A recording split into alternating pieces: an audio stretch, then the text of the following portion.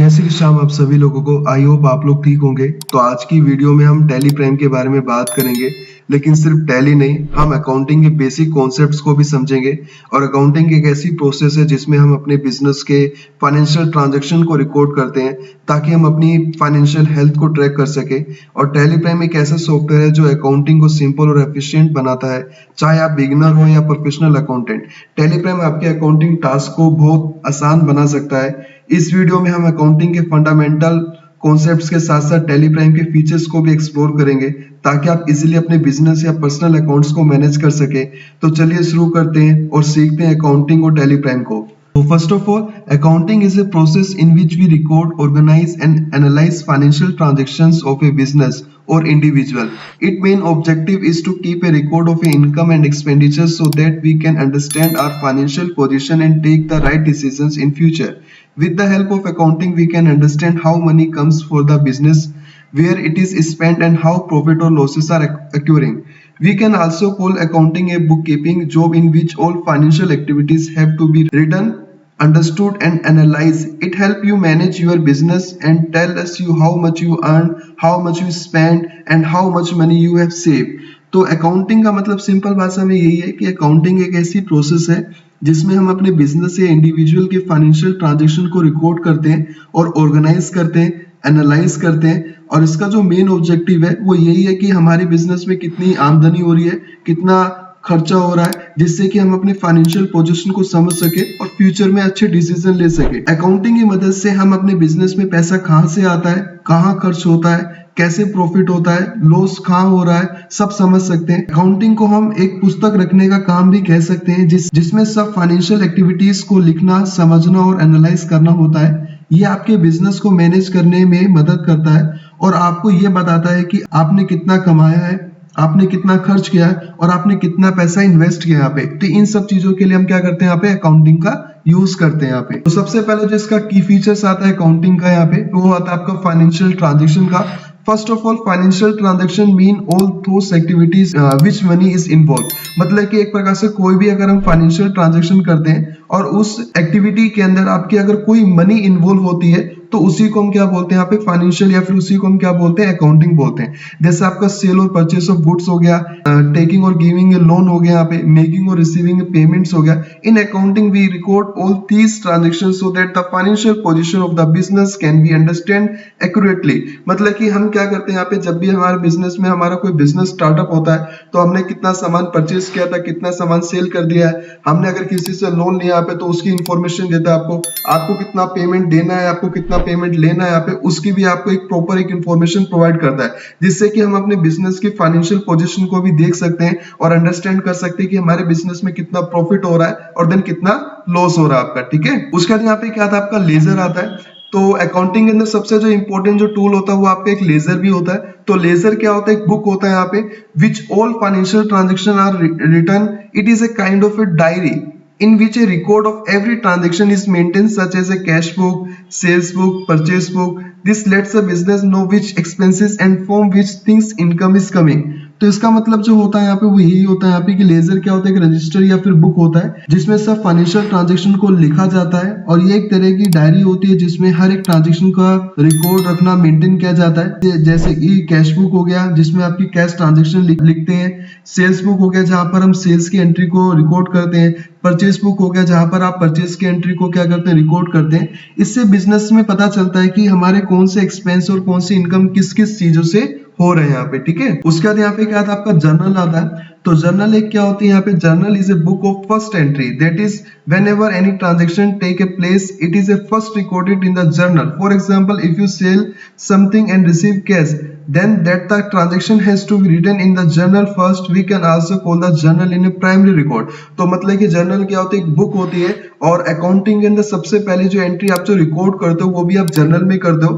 क्या कोई भी एंट्री हो गया यहाँ पे, जैसे इसमें एक एग्जांपल दे रखा है कि अगर आप कुछ भी सेल करते हैं और अगर आपको रिसीव होता है कैश में यहाँ पे, तो इवन जो आपकी ये वाली एंट्री भी होगी यहाँ पे वो भी सबसे पहले आप किस में रिकॉर्ड करोगे, जर्नल बना करके रिकॉर्ड करोगे, तभी जाकर आपके आगे के प्रोसेस क्या होते हैं यहाँ पे, ओपन होते हैं यहाँ पे। ठीक है, उसके बाद यहाँ पे अकाउंटिंग की इक्वेशंस क्या होती है यहाँ पे।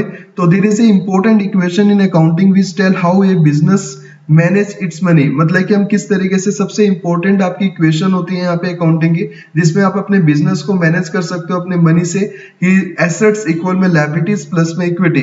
तो एसेट्स का मतलब क्या होता है यहाँ पे, things that the business own, like cash, building, inventory, जो भी एक प्रकार से बिजनेस के पास होता है यहाँ पे, जो चीजें यहाँ पे, उसे हम क्या बोलते हैं यहाँ पे, एक प्रकार से एसेट्स बोलते हैं। लायबिलिटीज, जो पैसा आपको बिजनेस को दूसरे लोगों को देना होता है, जिससे हमने कोई लोन लिया होता है, जैसे आपका क्रेडिटर्स हो गया, फिर लोन हो गया आपका। इक्विटी, जो बिजनेस के ओन मनी खुद की होती है यहाँ पे, जो एक प्रकार से जो ओनर एक प्रकार से बिजनेस को देता है पैसा यहाँ पे, तो वो क्या होती है, उसकी इक्विटी होती है यहाँ पे। This equation means that the total assets of a business are always the sum of liabilities and equities. तो ये जो इक्वेशन का जो सिंपल मतलब है वो यही है कि जो आपकी टोटल एसेट्स होती है वो आपके सम होती है यहाँ पे लायबिलिटीज प्लस में इक्विटी यहाँ पे, ठीक है। अगर ये आपका इक्वल नहीं यहाँ पे, तो आपकी अकाउंटिंग का जो रिपोर्ट आप कर रहे हो यहाँ पे, वो कहीं ना कहीं आप गलत कर रहे होंगे यहाँ पे।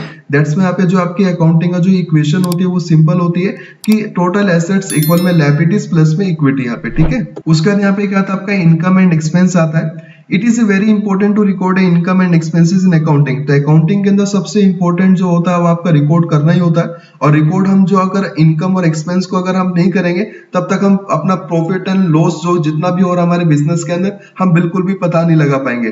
तो सबसे पहले क्या आता है, आपका इनकम आता है। The money that a business gets from is selling its product और services. For example, if you earn a money by selling goods, that is income. Expenses, the income that a business has to spend for its daily operations or activities such as rent, salary, electricity bill, etc. तो income का मतलब क्या होता है यहाँ पे, कि अगर आपने कोई भी सामान या फिर कोई भी सर्विस सामने वाले पर्सन को दी है, और उस सर्विस पर या फिर उस प्रोडक्ट को बेचने पर अगर आपको जो भी आपको अर्निंग होती है यहाँ पे, जो भी आपको पैसा रिसीव होता है यहाँ पे, उसी को हम क्या बोलते हैं यहाँ पे, इनकम बोलते हैं। और एक्सपेंस का मतलब क्या होता है, जो आपके डेली जो ऑपरेशन और एक्टिविटीज होती है यहाँ पे, जैसे आपका रेंट हो गया, आप सैलरी पे कर रहे हो, न्यूज पेपर आ रहा है यहाँ पे कंपनी के अंदर, इलेक्ट्रिसिटी बिल हो गया यहाँ पे, तो जो डेली आपकी जो एक्टिविटीज होती है यहाँ पे, उसके अंदर जो आप पैसा क्या करते हैं, पे करते हैं यहाँ पे, वो तुम्हारे क्या होते हैं यहाँ पे, एक्सपेंस होते हैं। An important job of accounting is to keep a track of income and expenses so that the business know how much money it is earning and how much is being spent on what.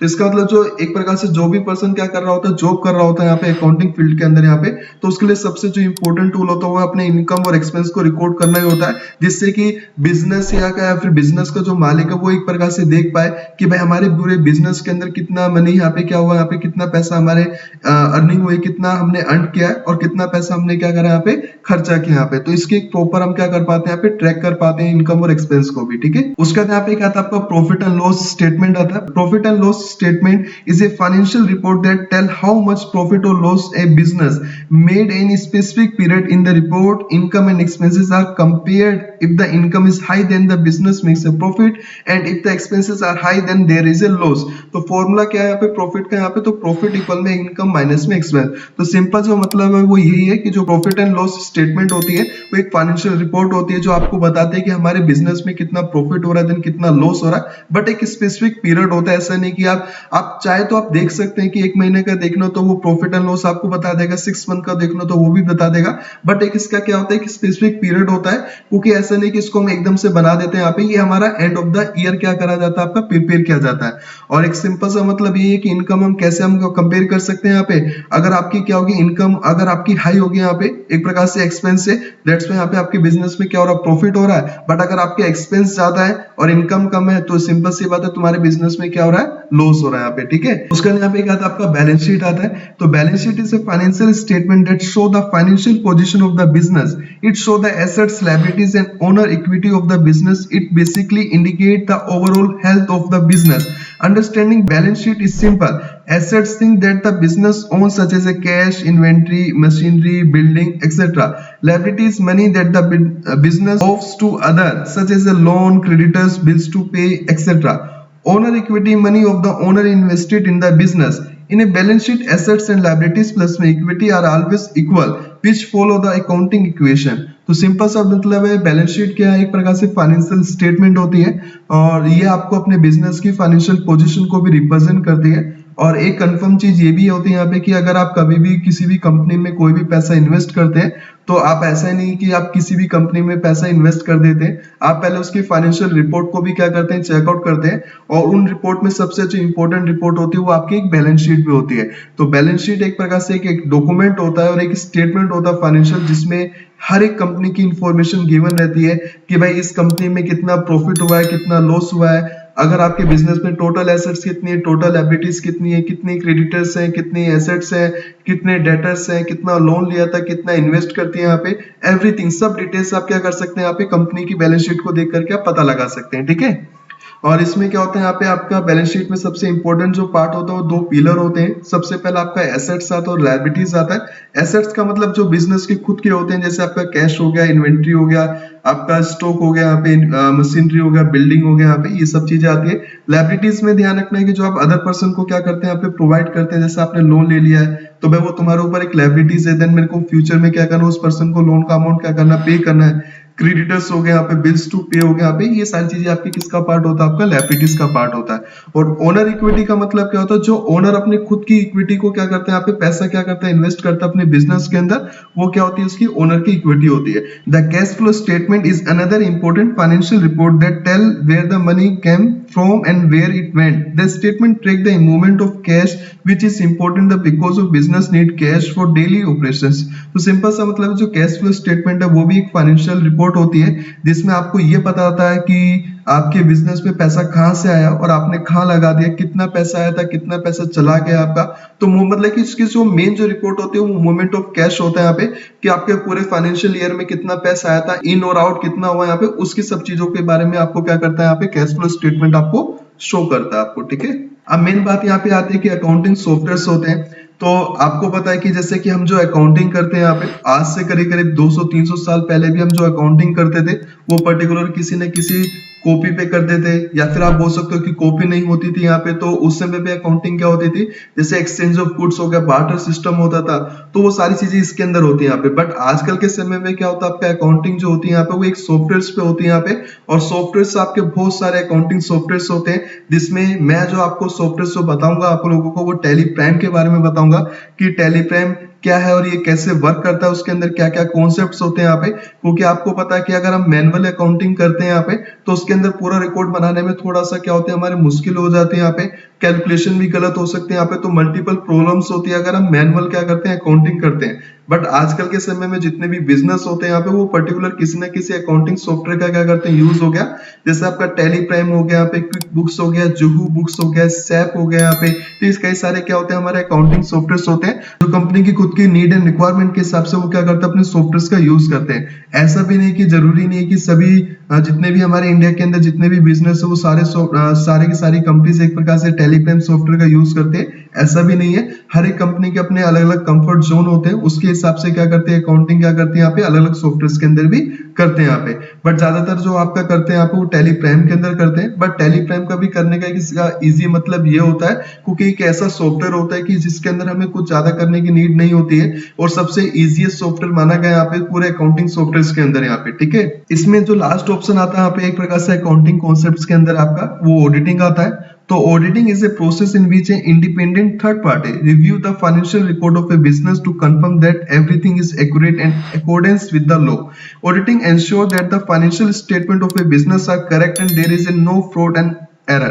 तो simple सा मतलब है auditing क्या होती है यहाँ पे, एक प्रकार से एक ऐसा टूल है अकाउंटिंग के अंदर जो हर एक कंपनी क्या करती है यहाँ पे, एक प्रकार से ऑडिटिंग का यूज करती है। और ऑडिटिंग करने के लिए जो इंडिया के अंदर जो पावर दी गई है यहाँ पे, वो एक सीए को दी गई है कि भाई सीए क्या कर सकता है, किसी कंपनी को ऑडिट कर सकता है यहाँ पे।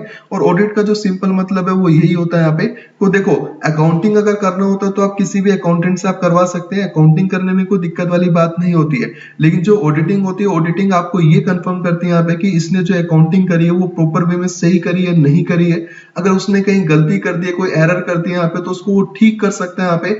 और साथ ही साथ वो साइन करके उस चीज को कंफर्म कर सकता है यहाँ पे कि भाई इस साल की जो अकाउंटिंग है वो प्रॉपर यहाँ पे लोगों को फॉलो करते हुए उसने क्या करा, उस चीज को कंप्लीट करा यहाँ पे। ठीक है। आई थिंक आप लोग समझ पाए होंगे यहाँ पे कि अकाउंटिंग क्या होती है और अकाउंटिंग में क्या क्या कॉन्सेप्ट्स होते हैं। बट अकाउंटिंग करने के लिए आपको पता है कि हम ना किसी हम सॉफ्टवेयर का यूज करते हैं। तो मैं जो आप लोगों को सॉफ्टवेयर आज मैं आप लोगों को बताने जा रहा हूँ वो टैली प्राइम के बारे में बताऊंगा, और मैं आप लोगों को टैली प्राइम के अंदर पूरी डिटेल आपको इन्फॉर्मेशन प्रोवाइड करूंगा कि टैली प्राइम क्या है और ये कैसे वर्क करता है, इसके अंदर किस तरीके से अपनी एंट्रीज को रिकॉर्ड करते हैं। तो स्टार्ट करते हैं टैली प्राइम के बारे में। तो tally prime is the latest updated version of tally. In other words, tally is a new product. Now Tally.ERP9 is officially replaced with Tally Prime software. It is launched on 9th November 2020 by Tally Solutions. Tally Prime is one of the most popular accounting software used in India. It is complete enterprise software for small and medium enterprises.